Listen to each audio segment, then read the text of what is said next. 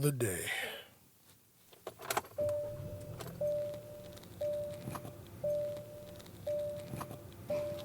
All right, let's ride.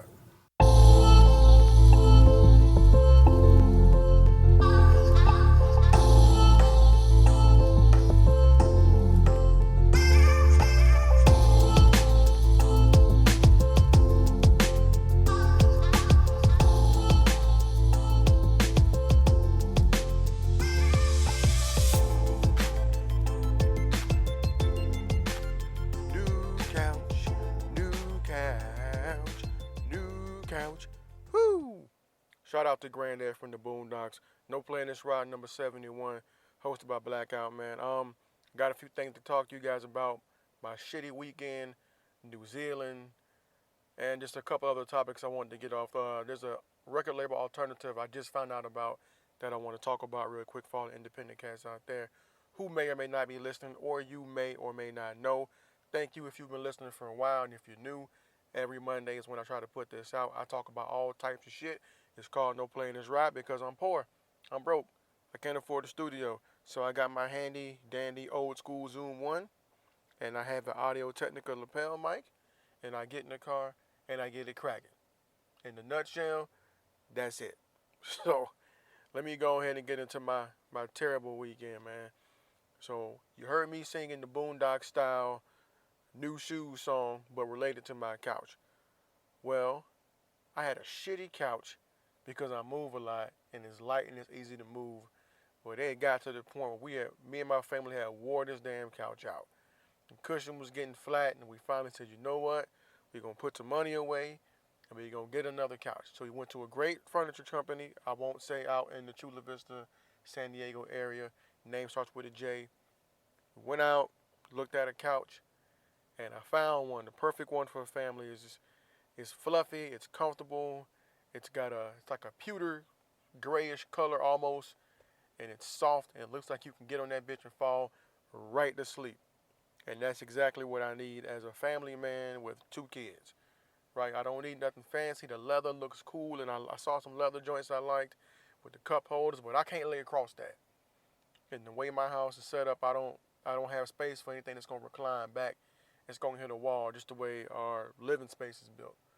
So I just wanted something that's upright that I could just come home and lay it right across that motherfucker, and it has a little chase and all that, and I'll be Gucci, right? So we ordered a couch. Boom. They come to deliver the couch, and before they put our couch in, they're gonna take our old couch out. So two Mexican homies, cool cats, come in, grab the shit, take the old couch out. They start bringing the new couch in. So they bring the chase in first. Boom. Then they bring the ottoman in, and as they're getting the sofa part of the couch, I noticed something about it looks a little bit off. But I'm not sure. Maybe it's the way they got to set it up. So I'm gonna wait until they unwrap it and kind of do what they got to do. This was my mistake. I should have said something as soon as I looked at it, but I wasn't 100% sure. So sure enough, they bring it all the way up, and I'm looking at it, just trying to confirm, and I'm like, son of a bitch. They got me 2 chase pieces. So if you don't know what a chase is, if you ever seen a couch that just has this elongated part that looks like you can, it's on the end where it looks like you can just kind of, kick off your shoes and lay your feet up and stretch out. That's what a chase is, and it's connected to the rest of a regular style couch, and they just kind of meet in the L shape.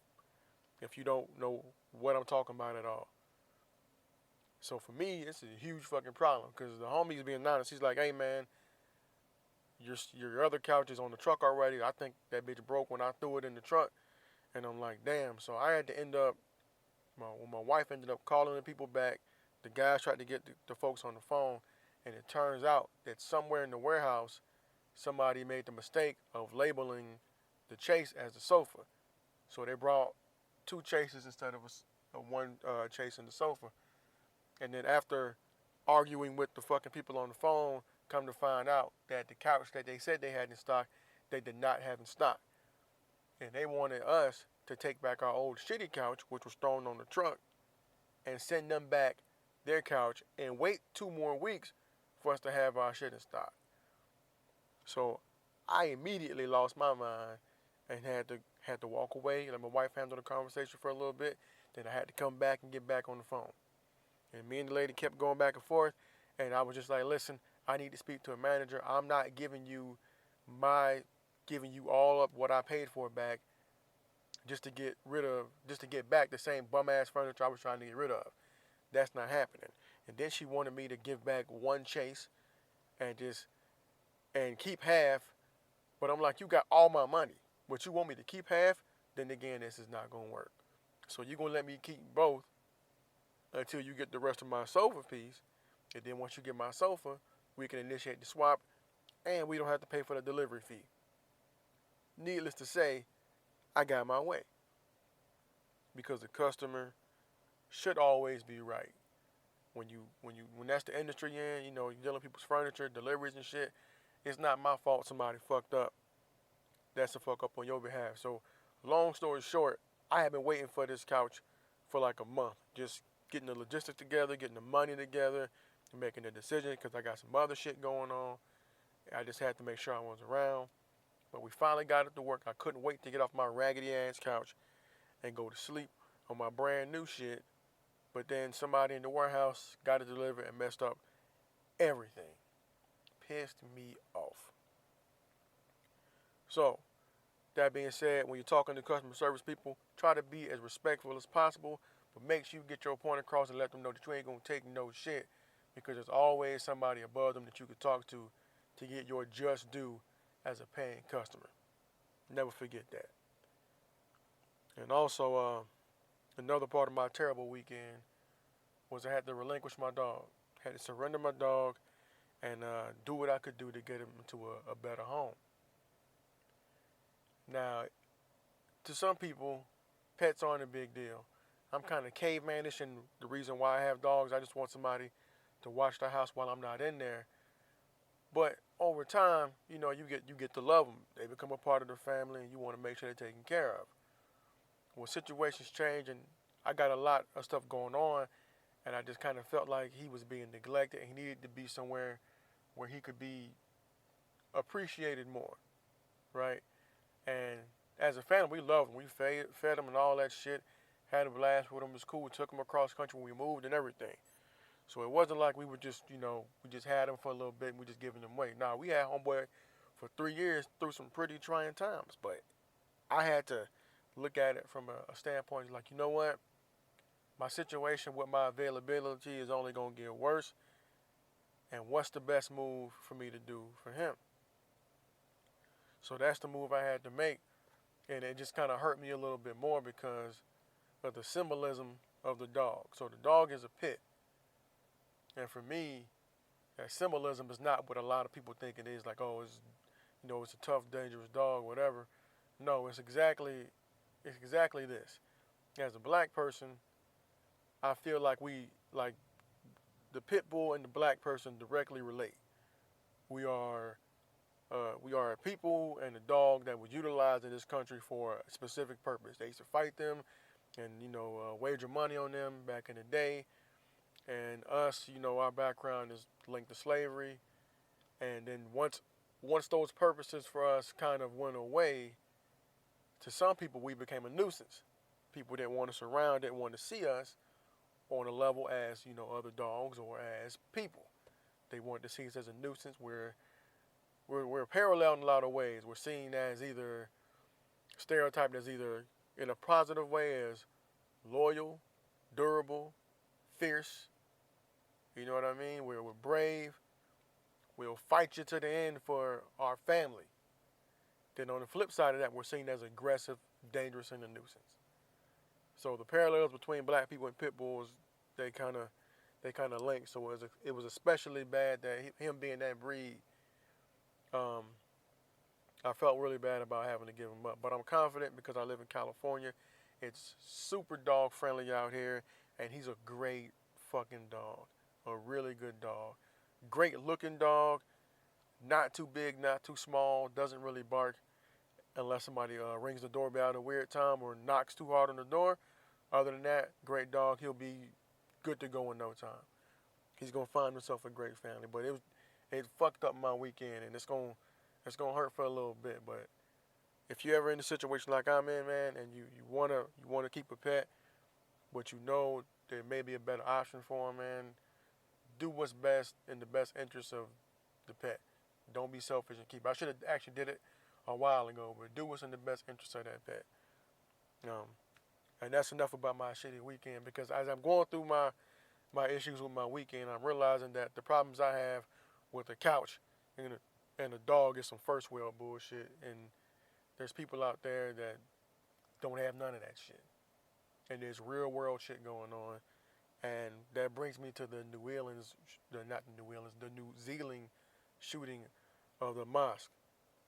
And I've been lucky enough to travel all over the South Pacific. I've been to Australia. I didn't make it to New Zealand, but I have met people from there. And from what I know, they just seem like happy people. Happy people just doing their thing. And I didn't even really know, forgive my ignorance, but I didn't really know about the Muslim population there. I had no clue. So when I heard the mosque getting shot up in New Zealand, this shit blew my mind. I was like, wow, okay. And that's eye opening. But I have to remember how big this religion is. I have to remember, like, it's on the same level as Christianity. It's just not as prevalent where I live. I just have to remember that. And it makes me feel a certain type of way because, one, I didn't feel a certain type of way. I had to go look at pictures to try to get some emotion. But we've been so overrun and exposed to mass shootings. It's like I'm kind of numb to it. And it's not that I don't recognize that it's a fucked up situation. Nah, I completely recognize what the situation is. It's just that I would have thought me seeing that would have made me feel something more. And I didn't. And it's just, me being 100% honest. I didn't feel as much as I would have liked to feel. Maybe that's something with me. I've got things going on in my life and had things happen that have made me look at things and be calm in certain situations. Maybe that's just a personality flaw I have where I can't identify. But I think as a person that I should have felt something. But it just goes to show, like, when you get exposed to something over and over and over again, like, the more you see it, the less you feel it. It's like, oh, okay, well, there's no surprise that some angry person went and shot up a mosque.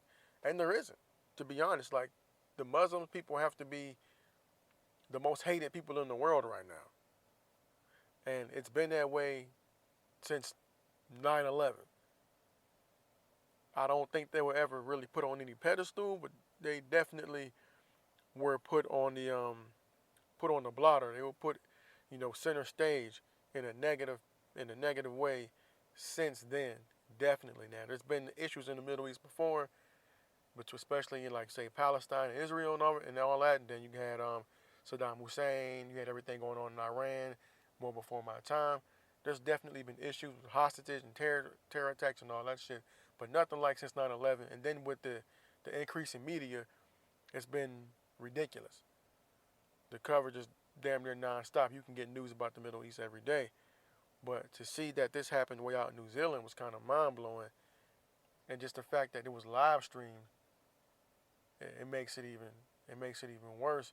And as I was looking into this, I went to the little CNN app and I read something about how they're saying that the internet is helping radicalize people. And as I read that, I'm like, yeah, no shit, Sherlock, we know this. This is where a lot of people get a lot of their content from. And the way that algorithm works, if you've been on Facebook or YouTube or any major platform, the more you look for stuff, it's going to pop up. It's going to lead from one video to the next. And I don't know too many people who haven't fallen down that YouTube wormhole or looking through one video and you get dragged into 15 videos. The next thing you know, it's 4:30 in the morning and you know who shot JFK, you know who bombed, who did the bombing in Lebanon, you know all about the 9/11 attacks and who really prints the money and all that shit. You know all that. But just go click the right clicks, the right likes, the right comments, and the right subscriptions, you get all that in a wave. So I can easily see how somebody who was maybe feeling like they're insignificant in society or they have nothing to cling to, so maybe they they grasp onto something because they're a Muslim kid who may be in a space in the U.S. or some other country to where they're being fucked with all the time and they're getting treated a certain way, and then they end up seeing ISIS and they become empowered by that. Or maybe there's some person in a rural area who isn't a white supremacist or somebody who's not around different ethnicities, and they see that and it's empowering to them, and then they become a white supremacist or white nationalist or whatever. Or even just the kid who doesn't really have any money and gets indoctrinated into the street life by watching shit on World Star, and because he wants to have what they are calling, they're using the word clout now, who wants to be popping and have clout, he starts resorting to violent behavior or this ridiculous behavior so he can put it on World Star, YouTube, or whatever, and get the views up, not thinking 5 minutes into the future. The internet definitely plays a part in radicalizing people. Yes, 100%. There are lots and lots and lots of vulnerable minds out there, and obviously it's going to start when the individual is younger in age. But we as parents, have to make sure that we kind of peek over the shoulder of our children and see what they're paying attention to and how often they're looking at it, to kind of catch and nip this shit in the bud and let them know that, hey, stay grounded. We got you. Stay grounded. Stay focused. There's nothing you need to fall into. But for these grown people who get involved in this shit and they get stuck in it, it's just maybe like a click away. If you have nothing to cling on to and you're watching news all day long, and maybe you're hyper liberal and you want to be a part of Antifa, or maybe you're a hardline conservative background and you think that the people involved in Black Lives Matter are a bunch of fucking terrorists, and that everything said on certain news channels is the truth. It's not that hard. It's not hard when you got networks willing to stand next to, and yes, I'm talking about Fox News in particular, they get their whole audience from their fucked up rhetoric. But it's successful for them. That's what it's just like how rap music, if people were really against hearing violent lyrics in rap music, a lot of rappers wouldn't have careers. But trap music exists solely because people are willing to turn a blind eye to the actual content in the song and pay attention to the rhythm and the small part of the song. I'm not calling them equal, but I'm saying the method ain't that far off. So I think we as a people have to be more cognizant of what we allow ourselves to be drawn into, and be able to take a break, take a step back from all that shit, and focus on ourselves as an individual. If you feel like you have nothing to cling to, volunteer. Read a book about something else. Watch some sports. Cling to a goddamn sports team or something. Sports is great if you want to kill some time and be passionate about some shit without having to worry about going to jail. If you have self-control.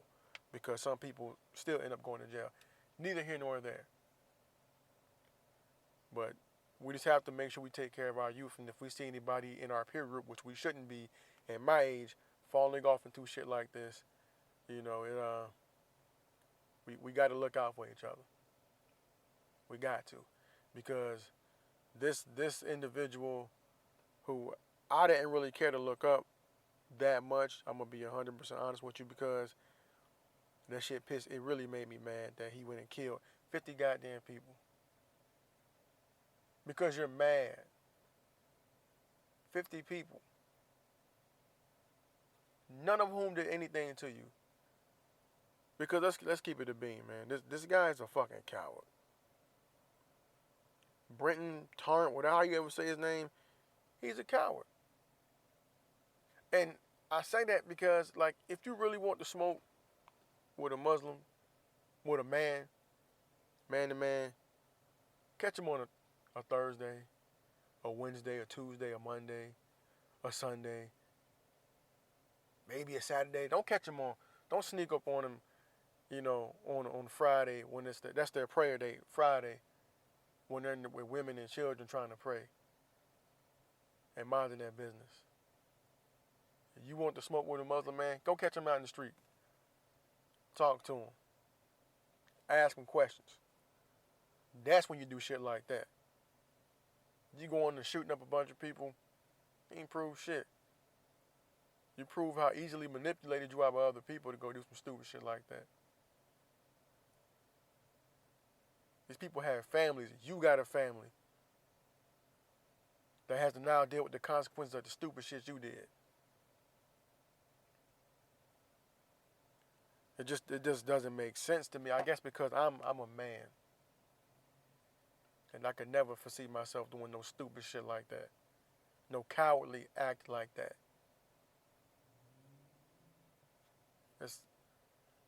That's not human nature. That's something else.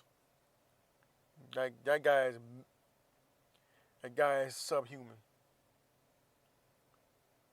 He's not mentally ill. He knew exactly what the fuck he was doing. People make me sick. I wonder what the excuse is gonna be though. Because apparently this is somebody who traveled all over the fucking world, spending time places. These are places where you think he would have been immersed in the culture and been in a situation where he had to feel more connected to the world, because until I traveled, I didn't give a fuck about nobody else. But now that I've been a few places, all over the globe, been in Middle Eastern countries and shit, I feel more connected to the world. The New Zealand shit just blew my mind, because after being in the Middle East, you don't think about Muslims in New Zealand. I just don't. But here we are again, dealing with another coward, shooting people who've done nothing to him, killing people he didn't understand. For what? But then people, they play on the computer and they make these videos and they say these things about people, not realizing how much weight their voice carries. Now we got 50 dead people because of one dusty motherfucker. It's a damn shame. It's a damn shame. And we wonder why relationships in the Middle East are rocky. Why people say things they do. And it's like it never ends. If it ain't something happening abroad or something happening in our country, and we as Americans have to figure out a way to love where we're from. And remember that the actions of a few don't carry the weight. The rest of the people in that category don't carry that weight. And it's not easy. It's hard. And a perfect example, I would say, is like the flag or the anthem. Now, the anthem, I understand there was some racist undertones to the anthem and shit. That I get. I have no problem with people protesting the anthem. I'm with Cap all day on that. I understand what he was saying. He just wants the values to be upheld.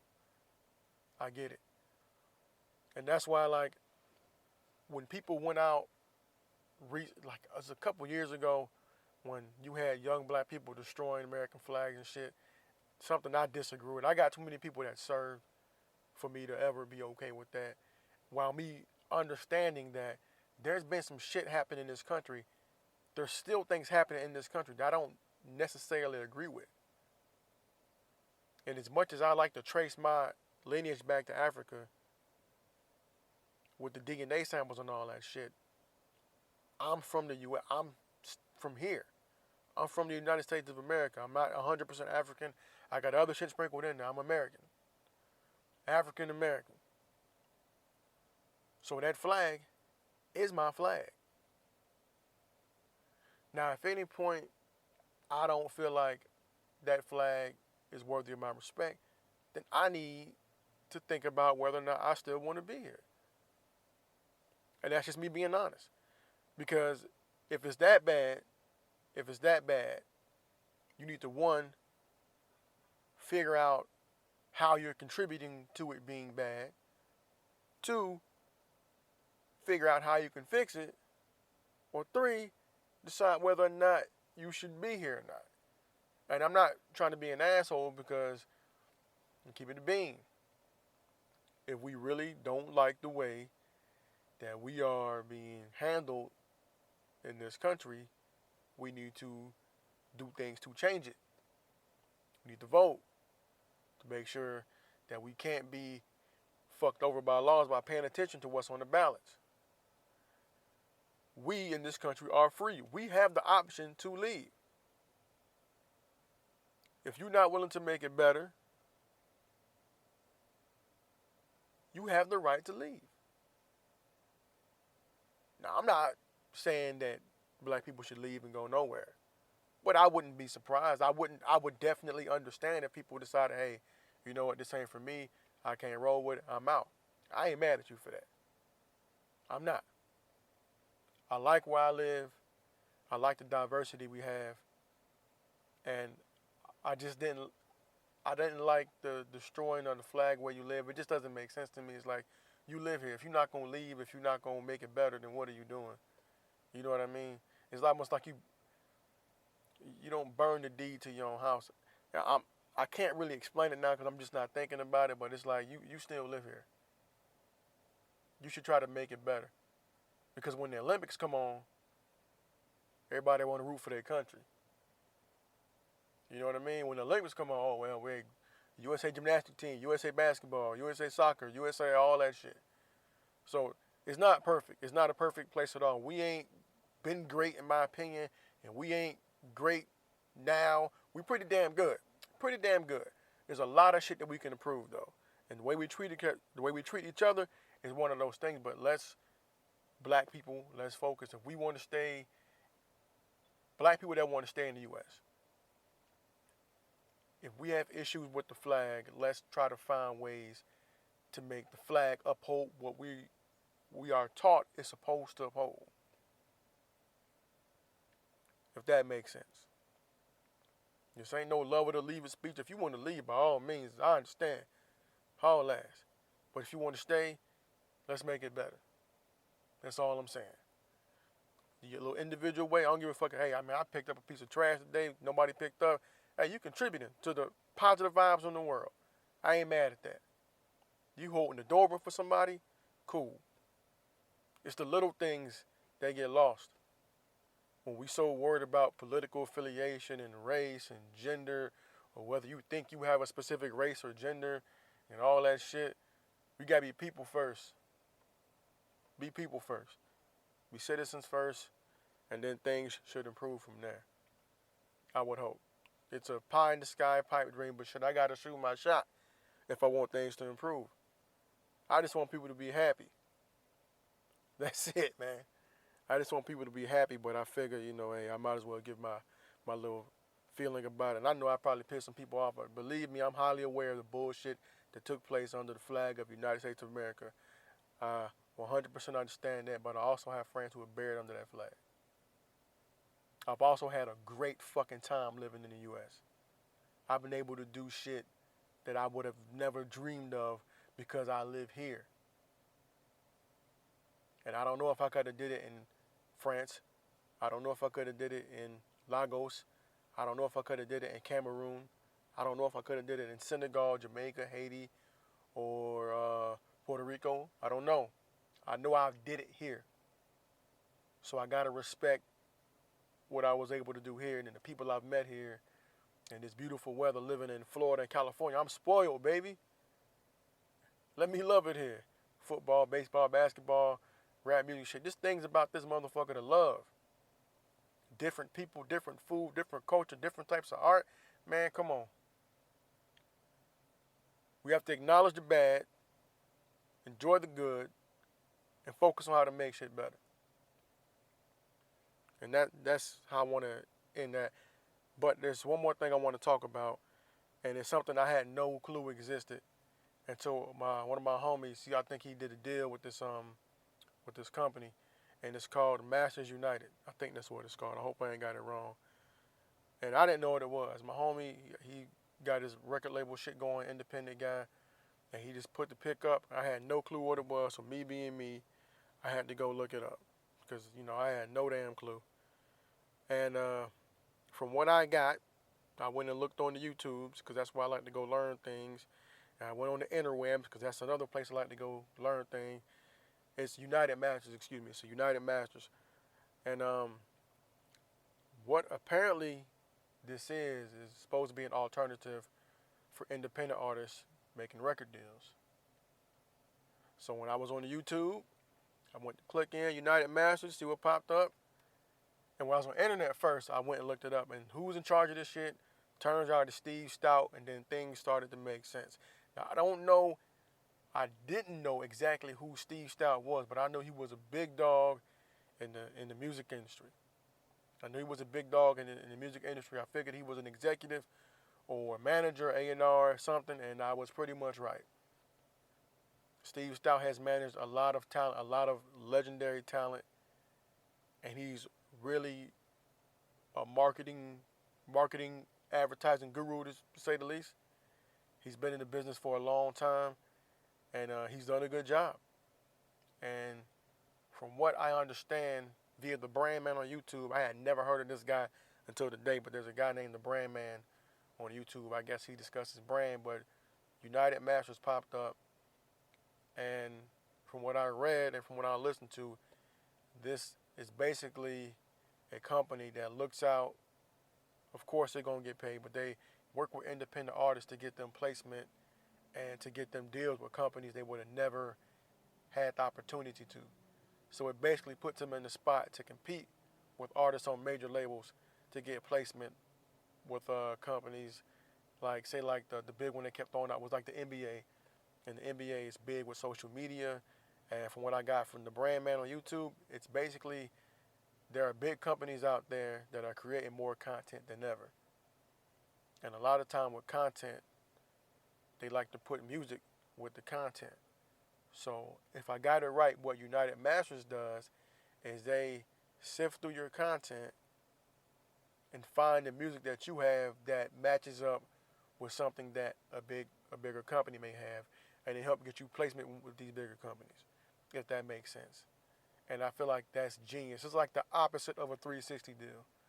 Because if you listen or pay attention to music, what I believe, from my understanding, is a 360 deal created by, I think, Leroy Cohen, is a deal where the artist signs with the label, and then the label eats off of everything the artist does. So if the artist is getting money from, say, they get like a Pepsi ad, like maybe like Cardi B, or like a Nautica sponsorship or whatever, or partnership like Lil Yachty has, the label gets some of that kickback off of things you did outside of that. Because the label is going to do a lot for you. They're going to promote you. They'll probably provide you with writers and producers and all that shit, depending on the level and the skill and talent of the artist and what they do on their own. But the promotion and the distribution is going to be the big thing. And the label's going to take their chunk out, and the artist is going to be left with their tiny percentage. Or the 360 deal, they're going to take some of what you get from stuff you're doing outside as well. So what United Masters is doing is you're going to sift through, work with the independents to help these guys get the same type of placement majors get, people on major labels get. And it may not be like the NBA playoff commercial like J. Cole or J. Rock, whoever just got. It may be something on the NBA social media page, because now these big companies need more content to match up with things they're doing that are not always on a major network scale. Maybe it may be social media wise via video clip. And if you look at the parallels like A Boogie had with the guys in the Jelly Fam and shit back in a couple years ago, how his rise paralleled their rise. They got their videos on Instagram, YouTube, whatever, and his music's in the background. You tie one to the other, and they both do well, and they both elevate, if what I'm saying makes sense. So I think United Masters is a genius move. I think the fact that Steve Stout is at the head of this makes a lot of sense, and it's going to benefit the artists that work with the company because of his reputation, and then two, his ability to network, because he has to have lots of relationships throughout the music industry. I think he had like a board that had the likes of Jay-Z and Will Smith and Jada Pinkett Smith on one board for one product he was working on. So that's four big names right there. You got Jay-Z, Will, Jada, and Steve Stout all on one board. That's big. That's big in the black community. So shout out to anybody that's going to work with them or is working with them or thinking about it. If you're independent and you want to keep your shit or not be forced to go fuck with a major, I wouldn't not look into it. I'm just wondering when they're going to start messing with podcasts. But I'm being selfish. But I got to shoot my shot. And that's all I got for you guys, man. Make your best day your next day, man. Be better tomorrow than you were today, man. One time for all those lost over in New Zealand. Peace to whoever was affected by it, whether it be directly, whether it be religiously, or whether it just be as a person, man. I wish you the best in dealing with this shit. Y'all be easy out there. I'm at noplayinthisrod on gmail.com, all lowercase. I'm on Twitter, noplay247, capital N, lowercase o, capital Play. Hit me up on Twitter. I always say this, y'all never do it, but I understand. I'm kind of weird. But yeah, man, thank you guys for listening. Tell a friend to tell a friend, man. Subscribe, please. Rock with me. Share it on your social media platforms on the interwebs. I don't give a damn if you write it down and pass it as a note, like when I was in school. If you got to do that, cool. Email it, retweet it, share it on Facebook. If you got MySpace and that shit still works, share it there. But most importantly, man, find a way to make yourself a better person, and hopefully that energy will resonate with somebody else. Long about over. Y'all be good. Peace.